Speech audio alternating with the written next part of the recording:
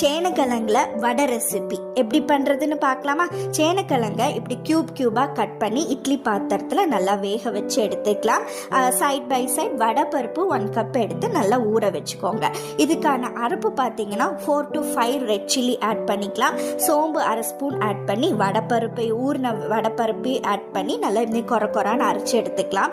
வேக வச்ச சேனக்கிழங்கையும் ஆறுனதுக்கு அப்புறமா இந்த மாதிரி ஆட் பண்ணி அரைச்சி எடுத்துக்கலாம். தண்ணியே சேர்க்க வேண்டாம். இதுலேயே வடை நல்லா வரும். இந்த மாதிரி கன்சிஸ்டன்சியில் நம்ம எடுக்கணும்.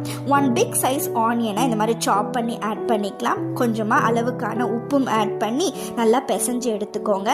ஹீட்டான ஆயிலில் நல்லா சுட்டு எடுத்து சாப்பிட்டு பாருங்கள். ரொம்ப டேஸ்டியாக இருக்கும் சேனக்கிழங்கு வடை. கிட்ஸுக்கெல்லாம் ரொம்ப பிடிக்கும். பெரியவங்க கூட விரும்பி சாப்பிடுவாங்க. ட்ரை பண்ணி பார்த்துட்டு சொல்லுங்கள்.